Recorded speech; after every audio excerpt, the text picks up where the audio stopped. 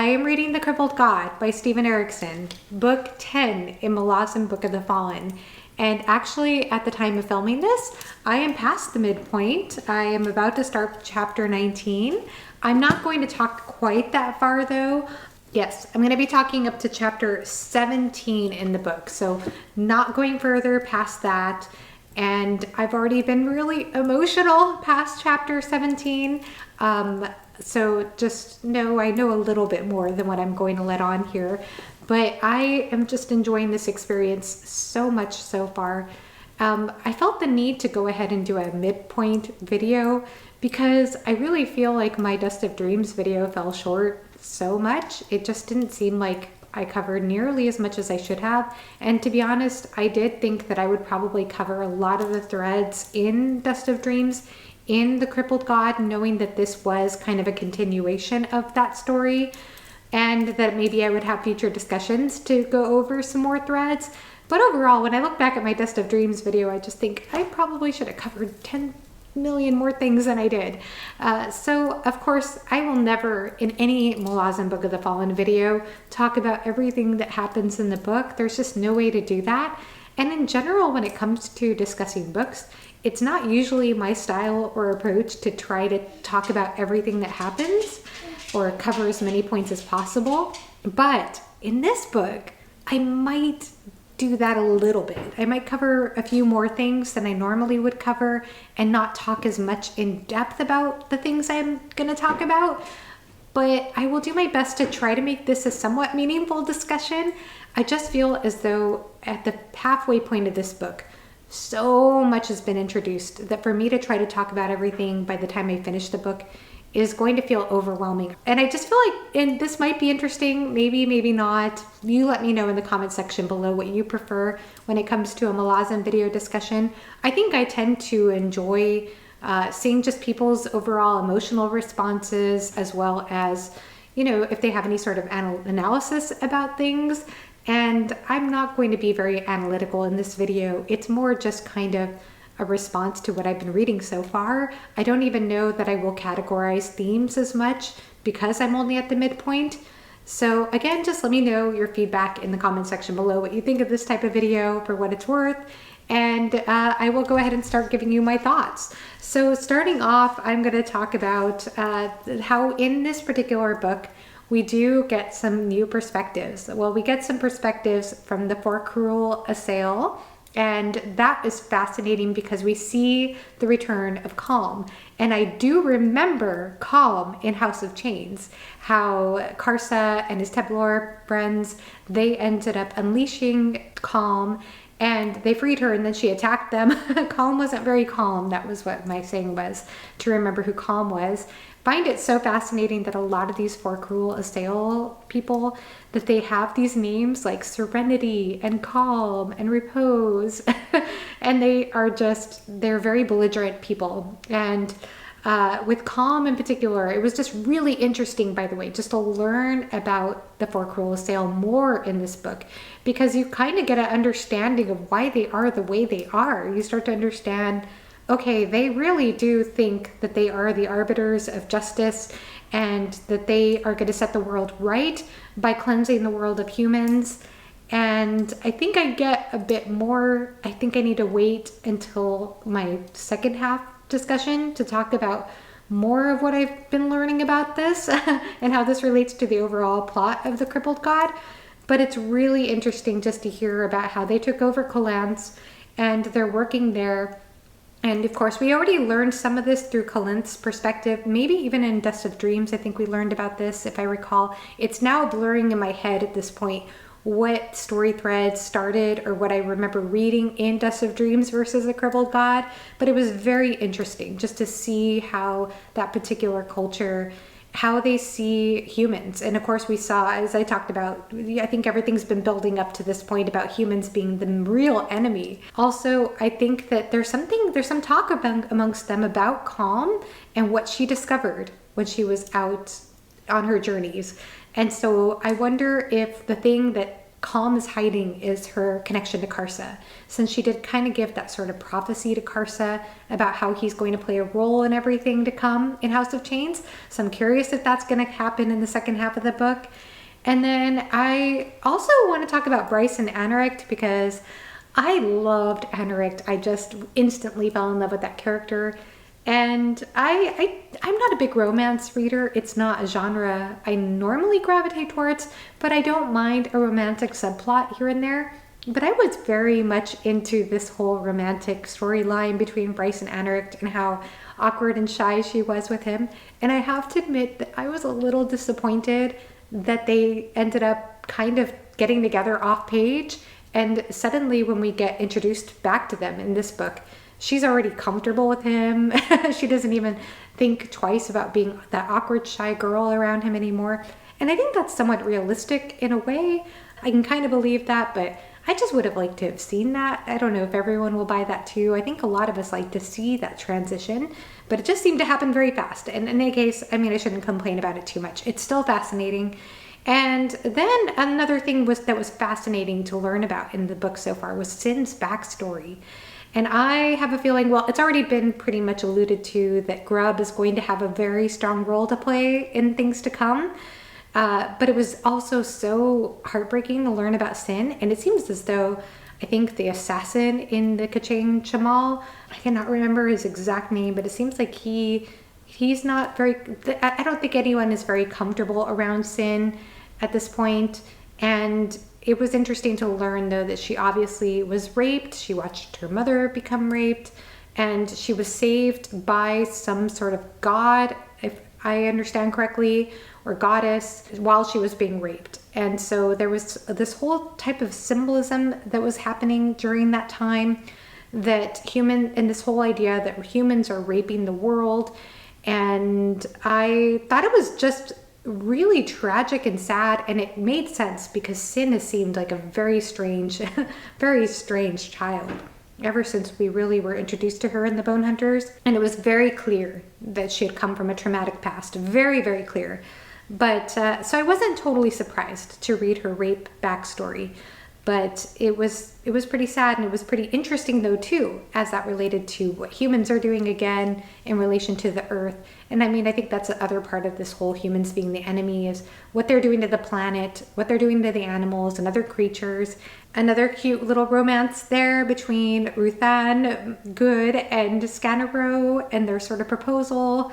Another thing too was how Hood appeared. I love Hood. I think Hood is becoming one of my favorite characters.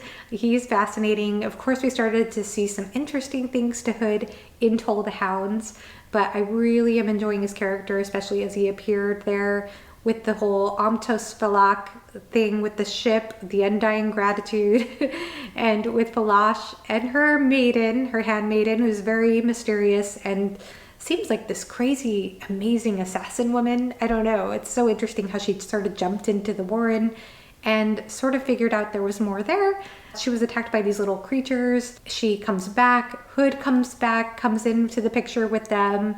Shirk is just having to kind of roll along with these things happening. And then the scene with Krugava and her renouncing her title as the Mortal Sword, and Tanakalian, of course, just being this horrific creature. He's just horrible. I feel like that this sort of is bringing up some sort of theme of righteousness, and sort of how the Fork Roll Sale already talked about how they're kind of like these arbiters of justice, but also, you know, I think that Krugava, the storyline with the parish is interesting because it seems Tanakalian also just feels like he has the right to sort of dole out who he thinks is worthy and who isn't. And Krugava sees through that. She sees how that is going to end up turning against him in the end. And then another thing that was also interesting was the dynamic between Justara and Gal and Shalamasa and Hanavar. That whole thing was really, really sad just to see what's happened there, because as we understand it through the Naruk battle at the end of Dust of Dreams, the Burned Tears clan have basically all but died. Most of them have died anyway, and all of Gal and Hanavar's children have died. And so this has left Hanavar to try to bear her weight with the baby she's carrying, trying to be strong and to sort of take a leadership role, because Gal just is a broken man. And as a broken man, he ends up, I guess, sleeping with Justara, his son's wife. And that is very awkward and weird. And I totally could understand Shalamesa's perspective on that. And at the same time, Hanavar is basically saying, look, you need to be understanding, you need to forgive her.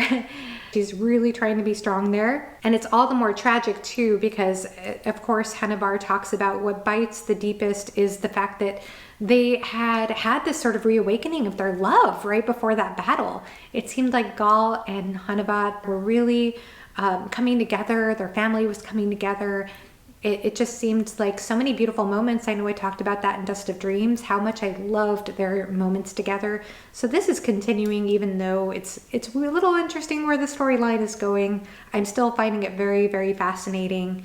And Gal, as a broken man, I should also add that I think that I kind of talked also in my Dust of Dreams how he revered Coltane. And it's really a struggle for him that he feels like he failed in his leadership. The fact that so many have died and so many of his children have died, it has really broken him to feel as though he is not Coltane, or he's not living up to the standard that he had set for himself. Other things that we learn, and I know this is a little bit out of order, so I apologize, but we learn that Trake is Kilava's son. A lot of interesting things happening there with Kilava, her admitting that she lied, I believe, to Udanas, perhaps, and then it seemed like she lied about being able to fight back the Alaint and the whole storm yet to come, but it seemed to me as though everyone kind of knew anyway. I don't know if I just kind of got that impression, but it seemed like she wasn't really fooling anyone. But anyway, it was interesting to learn that she was actually Trake's mother, and the whole interaction there with Grentel. The other thing that was also interesting to learn, of course, as everyone is crossing the desert, and there is just the pain and desperation in all of the army men as they are running out of water, the decisions that have to be made, as they have to decide to cut away or to kill horses, because horses take up quite a bit of water. And just the struggle with that is just, it was so powerful. One thing that I also found interesting and related to all of that is, of course, they're crossing this desert, they're going on this mission that they know they can't win, it all seems hopeless. And meanwhile, it seems as though a lot of the army men, in order to keep their spirits up, they're telling rumors about Tavor kind of being, scheming against them with the gods, all these rumors, but the rumors are there for entertainment, because nothing is worse, as we have learned in previous books too, about nothing is worse than a bored soldier, that's bad news. And so they're trying to keep morale up, and it's just a big mess. Another thing is Lystara seems to be reborn, and we have this fantastic interaction with Lystara and Cotillion. And she seems like she might have had something happen to her with her channeling Cotillion through that dance, the shadow dance at the end of Dust of Dreams.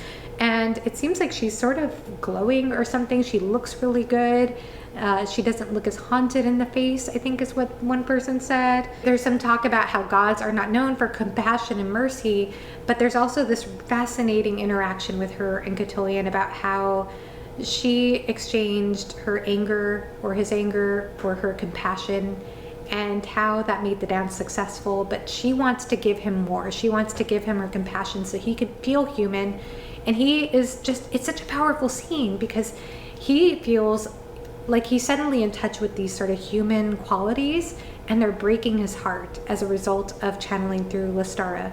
And he feels so bad that he knows what humans go through, and it makes him feel all the more upset, reflecting back on Apsalar and knowing that Apsalar, left Crocus for Cotillion, to be used by Cotillion. And it's all heartbreaking. That was such a powerful interaction. It got me so emotional. So I really appreciated that, how meaningful that was, how Lystara understands, how they sort of have this understanding there, and how there's an equal exchange there, and how he doesn't give back to her. He doesn't do what she requests. He doesn't take any more love or compassion from Lystara, because as a mercy, she doesn't want, it would have to be an equal exchange. And he knows that what he would have to give her would be a burden on her. Other moments that were also powerful too, the conversation between Pithi and Yadan before, of course, Pithi dies, how they talk about doing the right thing because it's the right thing to do. At least she frames it that way. And so this theme of righteousness comes up a lot, I think, in the first half of the book. And we also see that with, right after that scene, this sort of sweet, innocent scene between Yadan and Pithi, we see it then go to Jan Tovis. And of course, they're all fighting the Tisliosin. And Jan Tovis is, there's so much slaughter, and she is questioning righteousness on both sides. And meanwhile, we have Sandalath, who is suffering from despair. And Mother Dark even goes to Withal and tells, beware that despair is a curse. And that seems to be what's happening to poor Sandalath. And she's having sort of these ghost memories of being a hostage, and how she represented every child there for the Tistandi. Seems like there's a lot to that storyline. I'm still kind of trying to understand there, but it's all very, very sad to see how it's breaking her. And no one wants this sort of queendom role. I guess she nor Jan Tovis want this role. And it seems even Yadan is not fighting this war with glory in mind.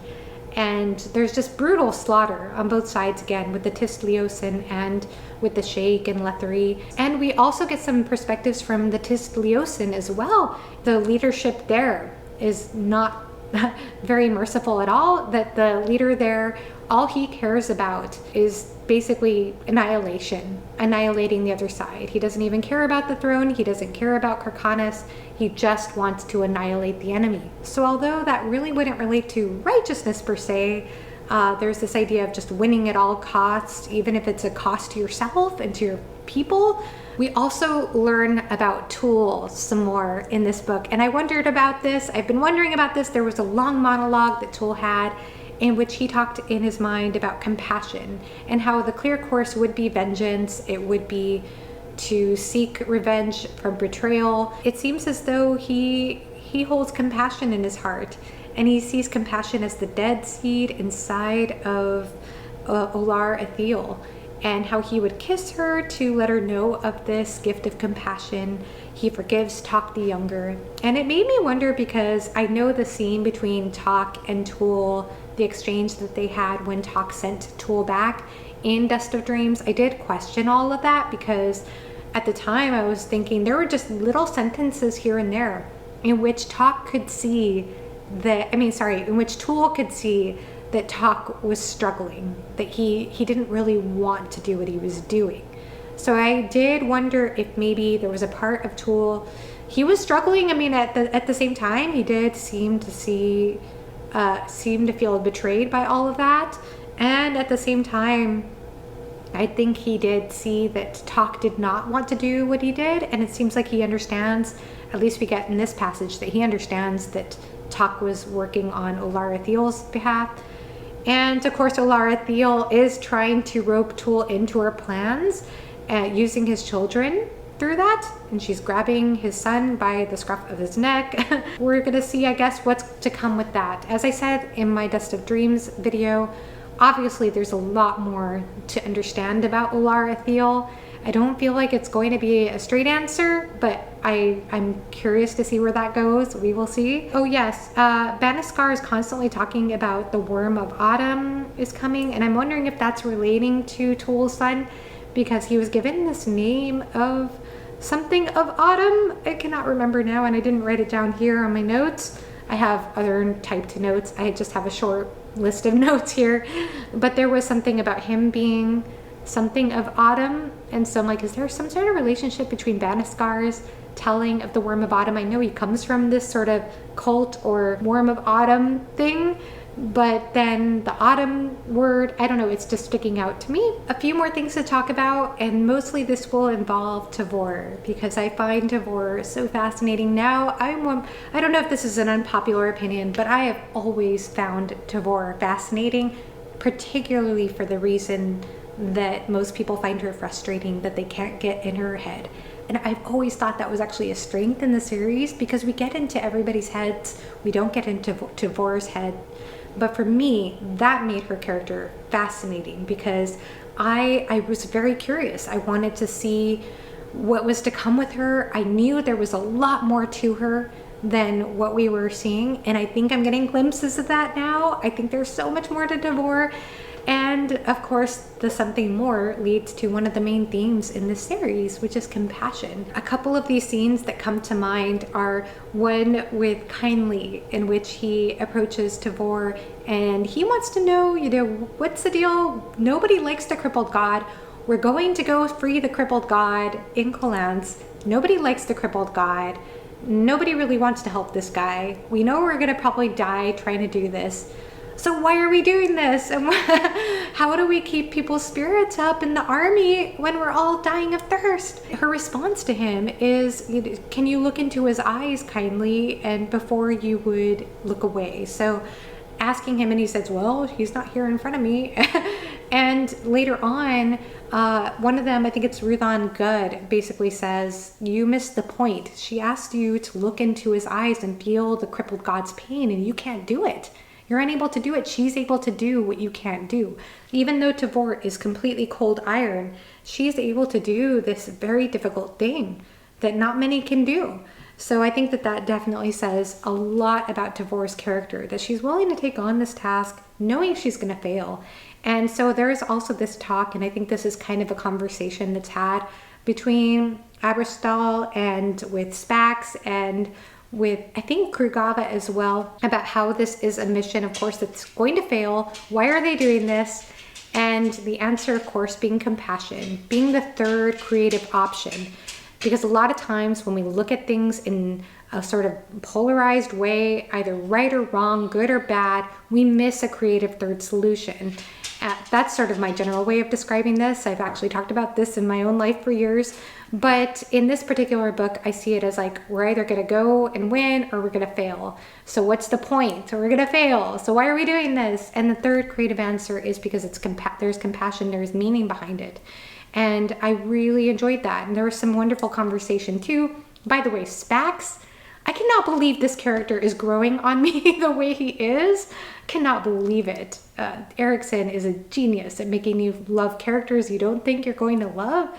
But anyway, Spax is fascinating, and he talks about how he finds hope in Tvor, because although she isn't regal, there is a nobility there, and in that nobility there is hope, and through that hope it fights the despair he feels, which is interesting because I think there's even talk about Tvor's despair earlier on. A lot of them are feeling despair, another maybe theme there, but there's hope there, and there's hope through that compassion, through having something that they believe in. So it's not about, maybe it goes beyond just winning, or just killing the enemy, with the bridge burner idea that I think one of them talks about, the Hedge talks about actually, that bridge burners care about one thing, which is killing the enemy. But maybe it just goes beyond that. Maybe it's about something deeper than just winning or losing, killing the enemy or dying by the enemy, looking again at some sort of third solution there. And of course, this is not easy. I think Krugava even says at one point, it's not enough. There's still